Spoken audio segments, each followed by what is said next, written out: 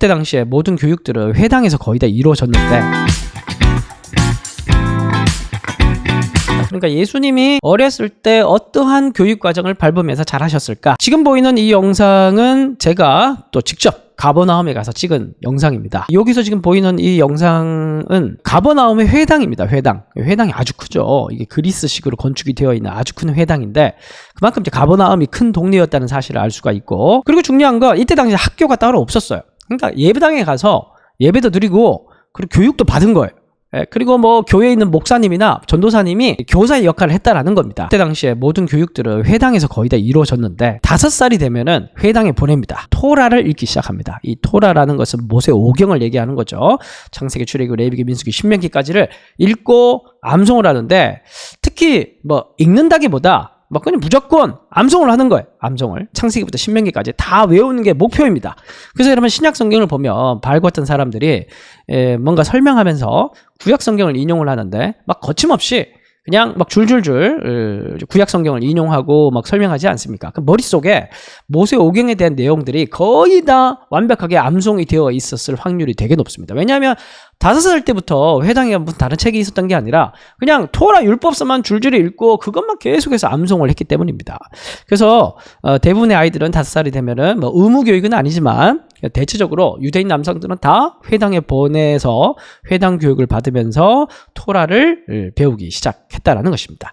그러다가 이제 자라다가 이제 10살이 되면은 미슈나 교육을 시작합니다. 그럼 미슈나는 뭐냐면은 뭐 예를 들어서 안식일이라는 율법의 내용이 있다고 칩시다. 그럼 이 안식일이라는 내용을 확대시켜서 이제 막 해설을 하는 거죠. 어떻게 하면 우리가 안식일을 잘 지킬 수 있을까? 이걸 해석하고 해설해서 실제 생활에서 적용을 하죠. 이런 걸 가리켜서 미슈나라고 합니다. 그러니까 장로들의 전통이라는 말로도 복음서에 표현이 되어 있는데, 해설서에 해설서, 구전율법집, 이제 이런 것들을 10살 때부터 배우기 시작하고, 이게 과연 이렇게 지키는 것이 맞냐 틀리냐, 아니면 더 잘 지킬 수 있는 방법은 어디 없느냐, 뭐 이러면서 서로 토론도 10살 때부터 시작을 하게 됩니다.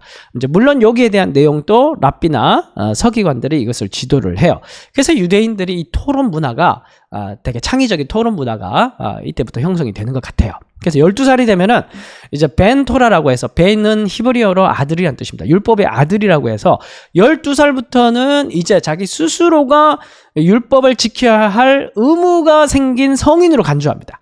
완전한 성인이 아니고 종교적 성인으로 간주를 한다라는 거예요. 이제 자기 스스로가 율법의 주체가 되어서 율법을 알 만큼 알게 됐으니까, 미슈나도 알고 율법도 아니까 이제 네가 율법을 의무감을 가지고 제대로 지켜라. 이제 이 의무가 부여되는 시간이 나이가 바로 12살이 되는 거예요.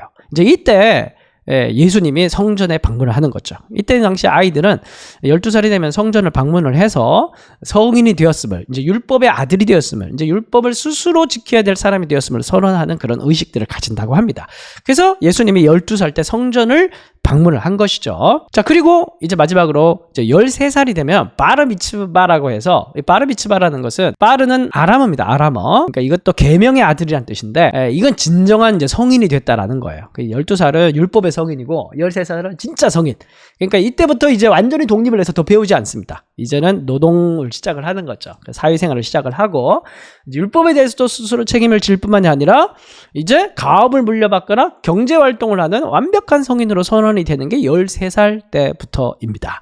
그리고 이제 각자 제 갈 길로 다 가는데, 아주 특수한, 아주 소수의 엘리트들만 남아가지고 오늘 우리가 말하는 대학 과정을 거치게 됩니다. 그렇다고 해서 무슨 대학교가 있는 게 아니에요. 유명한 랍비 밑에서 이 모든 수업들을 받게 되는데, 이때 당시 유명한 랍비라고 하면 주후 10년을 기준으로 해서 그 전까지는 힐렐과 샴마이가 있습니다. 힐렐은 좀 자유로운 해석을 하는 사람이고, 샴마이는 조금 더 보수적인 율법 해석을 하는 사람인데, 힐렐파와 샴마이파가 있고, 이 두 파 밑에서 사람들이 대학 과정을 거쳤다고 합니다. 그리고 이 두 사람이 죽고 난 이후에는 여러분 사도행전이나 또 복음서를 보면은 가말리엘이 나옵니다. 이 가말리엘이 또 새로운 또 유명한 또 랍비가 돼요.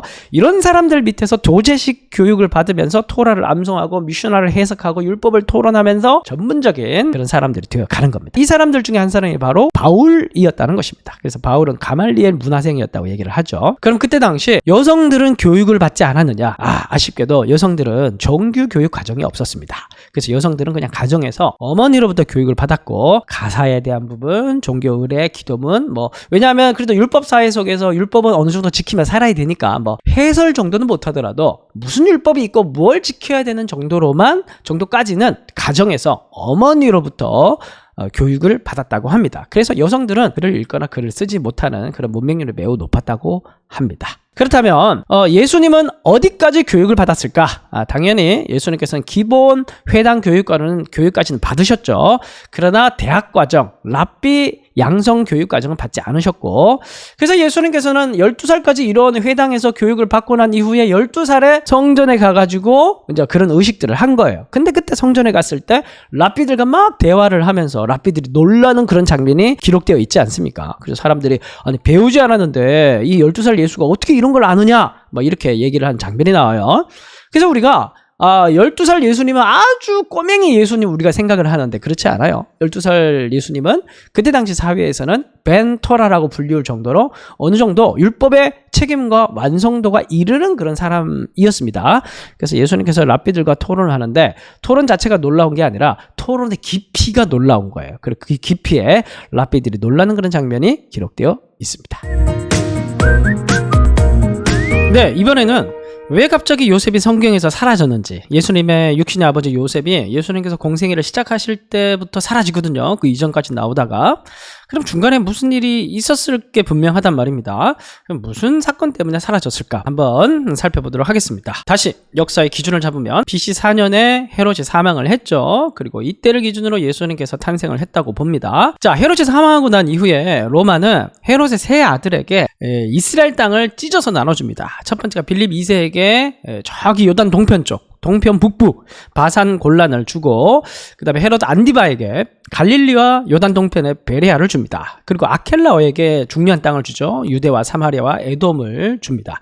자, 그런데 헤롯 아켈라오가 AD 6년에 폐위를 당합니다. 왜냐하면 아켈라오 같은 경우엔 유대인들에게 신망을 잃었거든요. 그래서 막 계속 폭동이 일어나고 귀찮게 구니까 로마 같은 경우엔 이 지도자들이 반란이 일어나고 폭동이 일어나면 되게 싫어해요. 그냥 세금만 잘 내는 걸 좋아하지. 그 자꾸 신경 쓰이게 하니까 아켈라오를 폐위시켜가지고 로마로 데려가 버립니다. 그러면서 이 유대 지역을 자꾸 폭동이 일어나고 하니까 로마 직할시로 만들어 버려요. 로마 총독제를 시작한단 말입니다.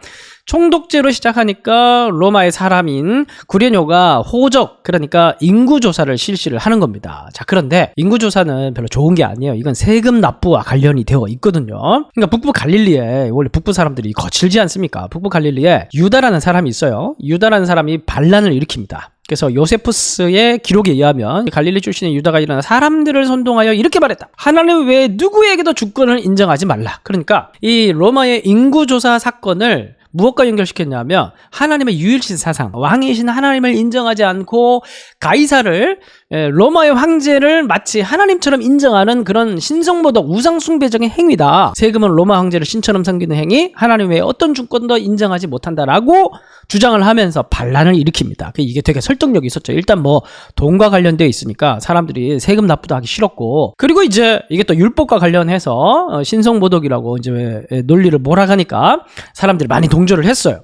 그래서 이러한 유대 독립 그리고 신정 통치 이런 것들이 영향을 미쳐서 이 반란을 중심으로 시작으로 해서 열심당 운동이 이제 시작이 되는 거예요. 사도행전 5장 37절 보면 갈릴리 유다가 일어나 백성을 깨어 따르게 하다가 망한 바 되었다, 이런 구절이 나옵니다. 그러니까 성경에서도 기록이 있고 요세푸스의 기록이 있을 정도로 AD 6년에 일어났던 이 반란이 굉장히 유명한 반란이었다는 겁니다. 굉장히 큰 반란이었어요. 그래서 역사 기록에 따르면 민중들이 많이 동조를 했고, 로마가 화가 나가지고 시리아에서 로마 군단병을 파병을 했고, 로마 군단병이 파병을 오니까 쑥대밭이 된 거죠. 그래서 갈릴리 지역이 거의 다 이제 불타고, 여기 거점 중년 도시들을 이제 장악을 하면서 지도자를 색출하고 마을을 수색하고 의심이 되는 사람들을 마구잡이로 처벌을 하면서, 역사 기록에 의하면 이 갈릴리 지방의 남자들이 2,000명 가까이가 십자가 처형을 당했다고 합니다. 숫자가 좀 과장되어 있을 수도 있지만 생각보다 굉장히 많은 남성들이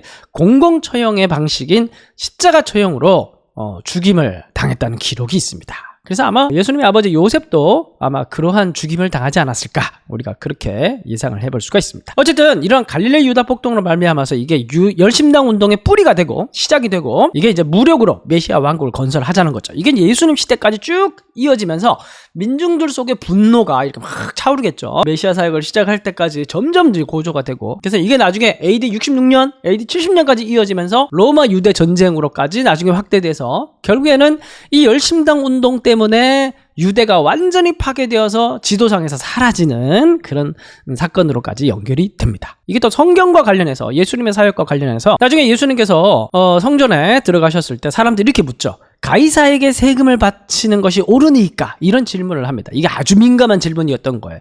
세금을 바치는 것이 옳다라고 얘기를 하면 그때 당시 사람들은 전부 다 이것을 우상숭배와 연결시켜서 생각하고 있었기 때문에 이렇게 대답할 수도 없고, 또 세금을 바치는 것이 옳지 않다라고 얘기를 하자고 하니 그러면 당신은 군사적 메시아냐, 또 이렇게 오해할 수도 있고, 이게 이제 진퇴양난 그런 질문이었던 겁니다. 구독과 좋아요는 큰 힘이 됩니다. 알람 설정까지 잊지 마세요.